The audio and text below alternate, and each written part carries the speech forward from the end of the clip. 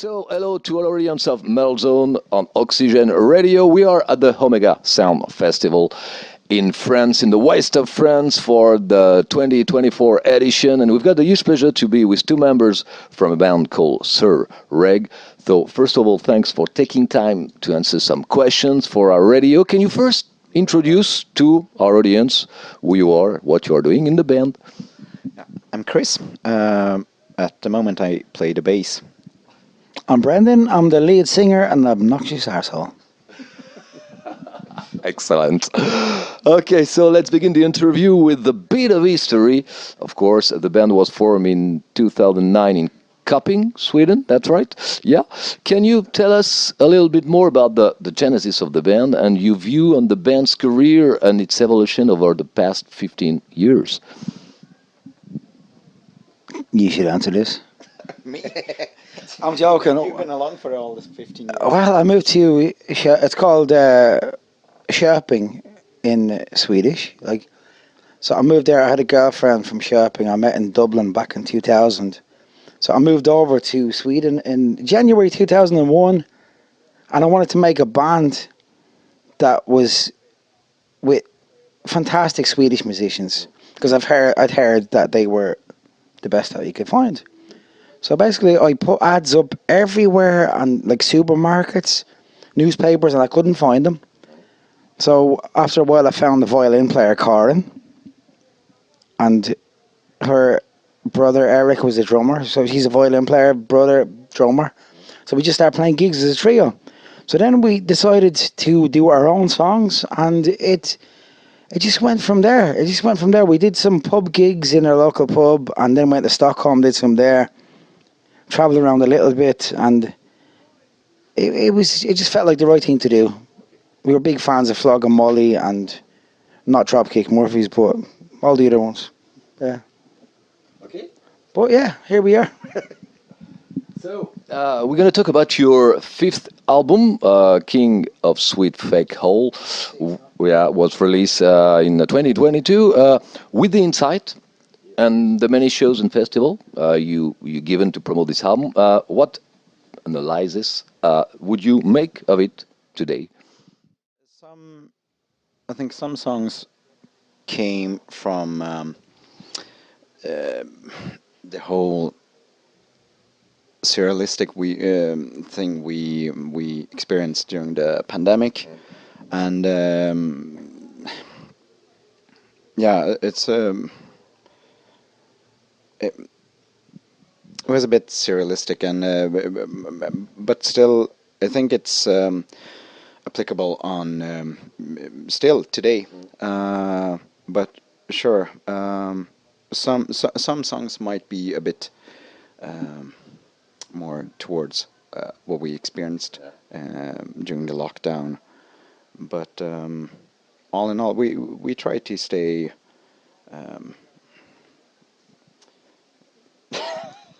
Hard to find words. Stay with our fucking feet on the ground. But in Sweden, there wasn't really a lockdown. But at the time, I was living in Copenhagen, Denmark. So I was stuck over there, and I couldn't go rehearse with the band.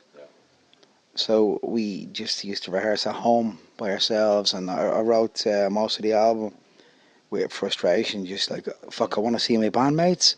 I want to see my son who lives in Sweden, but I couldn't, because it was illegal to go over to a different country. So it was like trapped in a way. So the album was born out of the frustration of just wanting everything to get back to normal. Like open the pubs, that's the basic need for an Irishman, is when is the pub gonna open, you know?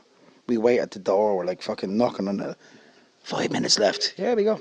I'm joking, boy. You know what I mean? I mean, in Sweden, we were fortunate enough to be able to still go out for a beer, but there was a curfew at 10 p.m. So that was the only limit. Yeah. So we still met up, and when we recorded the album, we met and went for a few beers afterwards. But at one time, the three of us got COVID real bad. So yeah, two of us died and came back. Like, fuck it. Well, almost. You know, it was touch and go for a while.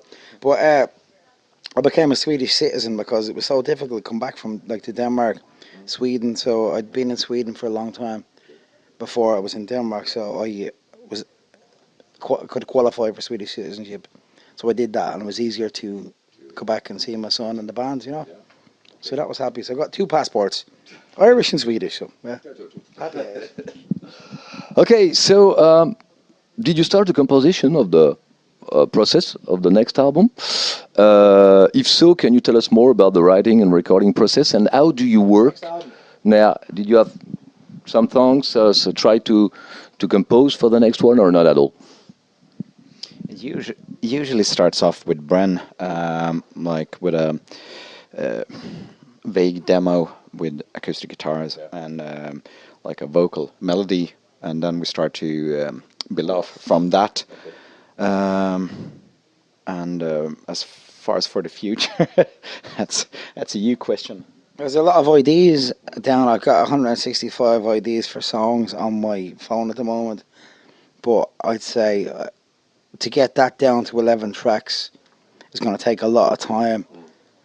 And I just recently moved, and I've got a lot of moving to do. My place looks like shit with boxes everywhere. As soon as the boxes are out of the way, the songs will be organised. Yeah. So I mean, this is the last show of the year, okay. And last show we'll ever do. And we've got we've got something planned for like the St. Patrick's Day weeks. So we've got a lot of free time until then. So let's see what happens. Okay. So be patient, it's gonna come. Yeah, one day. maybe. Yeah. This is Vance Thrasher. Yeah, like very much too. So what are the different musical background of the band members that defines the band's music you are playing? I suppose you've got common things and some different things you like.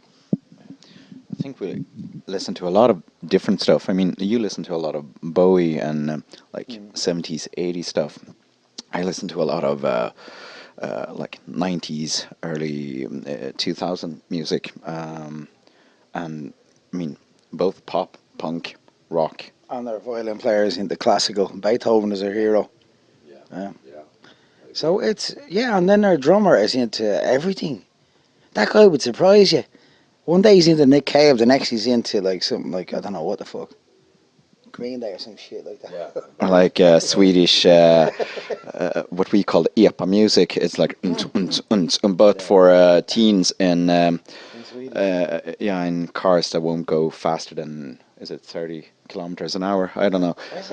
So it's music, just music towards them, like standing in the parking lot, like and drink. We did a festival a while ago in Sweden, and it was up the north of Sweden. Yeah. So we were there, we did our thing, and we get them going. But then these guys get on with like fucking, what's it called, like a disco, dunch, dunch, dunch, and the whole crowd knew all the words and everything. And like, maybe you should be doing this instead. Why should you like play an instrument when you can just fucking hop around and just get the people? Every country has their own little thingy that people like, you know. Slaving away on the instruments for like 20, 30 years, and then never mind. No, okay, that was cool. So, drinking is important. It's drinking the most important thing, and not only. So after crossing 15 years on the punk Celtic rock scene, what is your opinion on the evolution and the renewal of it?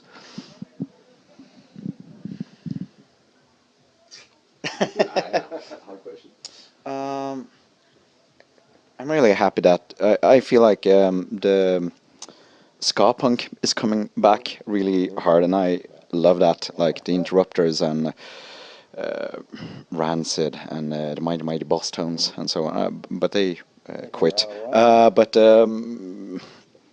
I love that. But I feel like a lot of the 1990s influences are coming back, and me personally, I love it. And I mean, for the rock part of the 90s, I think you like that. Yeah, more the British side of the '90s, not the American side, because that wasn't really portrayed like to us in Ireland. We just got the British charts, you know what I mean? So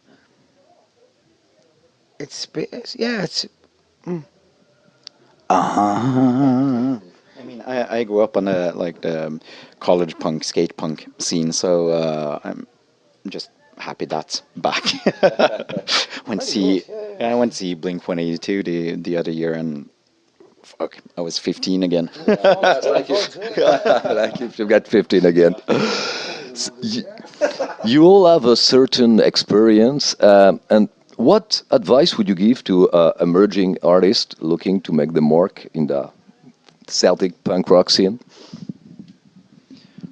Well, in any music scene today, it's tough with live music today. A lot of clubs are closing, and I don't know. Music is so easily accessible today with streaming services all around. And I mean, for us to make like a physical album, sure, it's a lot of fun, but it doesn't mean the same today as it did 10 years ago, 10, 15 years ago. But still, I would encourage anyone that plays an instrument to really just go at it, play, and if you can play in front of an audience, do so. I mean, I ended up here just playing for fun, really. And I mean, I met up with these guys after they toured with the Misfits, and I was really impressed with that. And the first tour I did with SIR REG was the first time I played outside of Stockholm, where I'm from. So that was mind-blowing, but really humbling at the same time. So just do your thing, and hopefully people like it. And yeah, Believe in what you're doing. yeah, exactly. If you're confident enough, you'll get some traction. I said, just don't copy the Pogues too much. Right. Yeah, a little bit, but put your own spin on it, and then fucking kick ass. You know, it'll be good. That's a good advice. Okay, we were talking about social networks, digital platforms. You, like us, know before, without. What is your opinion on the way the music is consuming today with the social networks, with the digital platforms? What is the impact for band? You make it sound old, but yeah. As I said, yeah, music is so easily accessible today, and I don't know. I don't really get all the social media stuff and all the strategy that goes into it from like a promotions point of view. I use it as like a platform to get information from the bands I like. Yes, it was. Our drummer is he just turned 30, like, so he is the one that he's more in tune with what's going on today. So we leave it up to him. So he's the one who encourages before the last song, let's do a selfie. You know what I mean? And then we get that up, and then people see that we're playing actually active, and we're playing in front of like a shitload of people. So I like that, because I would never have thought of that. You know, I'd just be thinking, like, get the gig done, go home, and then fucking write, thank you for the gig tonight. You know, but him, the photo goes up, and it's like brilliant, and it's working with him. You know, he's great. It's a whole, yeah. I mean, it's a generational thing. yeah. I mean, I miss records, of course. we've gone on tours and put 100% into the shows and are playing, but there's so much more.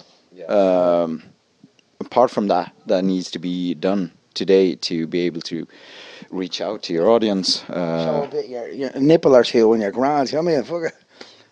Skin helps. Yeah. Skin helps. I like that. Yeah, I like that too. So, back in the past when you were a child or teenager, can you tell us in which musical environment did you grow up, and does it affect in a way the music you are playing for many years now? I think, I mean, the whole punk rock and skate punk scene really formed me as a musician, and I mean, without that scene, I don't think I would listen to the same sort of music today as I do. But I think that has to do a lot with the way I play and the way I listen to music today. I love it. Yeah. Well, when I was a big Buddy Holly fan. Was about 14 to like. Well, I'm still a Buddy Holly fan, and it's another story for another day. But anyway, I listen to his stuff, and I just always love songwriters in music. It was like guys who wrote their own songs and performed them on stage. But then I got into, my dad's a big Bowie fan. He named me after David Bowie as well. So I was always into that. But when I was a teenager, I didn't want to listen to the same music as my dad. But then you got Blur, Supergrass, and then Oasis come out. I was more Team Blur. But Oasis is still like, it's fucking amazing music. But Supergrass was my favourite. Manic Street Preachers especially. But all that music, it like shaped me. So when I moved to Sweden and I thought, okay, I'm homesick. I started listening to Irish music, Dubliners, the Pogues. Yeah. Flogging Molly, even though, yeah, I mean, American or whatever the fuck. Dave is Dublin, but there's a fly on my lap. But anyway, I listened to that and I was like, Jeff Goldblum was on my leg. So I missed all that and it was like, how can I mix like that music with the music that I like at the same time? So I was like, fuck, let's do it. And it's like, put some mid-eights in that are not, you don't expect what's going to happen. Because a lot of the Irish music, with the Pogues, they're brilliant. But if you heard the first 30 seconds in that song, you've heard the whole song. So I was like, okay, let's just do something else. In mid-eight, change the key, do anything. Just fucking do a disco fucking beat coming in here. So it was sort of build on what was already there and try and change it and evolve it into something that's new. And hopefully it's happened, but yeah, we're still trucking. Here we are. Yeah. Keep the song more exciting and less predictable than most of the skate punk music, but Skate punk, yeah. Okay, so we arrive at the end of this interview. So did you have something to add? The word of the end, and thank you to be there at the Omega Sound Festival. It was a very good show, so the word of the end is for you. Oh, shit. Well, thank you for coming out. Two legends. Thanks, boys. Anytime you're in Sweden, come by and we will fill you up with alcohol and food. 100%. And we always enjoy our stay in France. Every time we play here, we've been treated very well. So 100%. Yeah. You deserve more vegan food, but otherwise, yeah. Okay. Just to point out, more vegan food. Thank you very much. This was two members of SIR REG at the Omega Sound Festival. Wish you a lot of good things for the band, of course, for you, for your families, and. I always say that at the end of the interview, but you get it. Don't forget to laugh every day. It's important to laugh every day. Have fun. Take care of you. Bye-bye.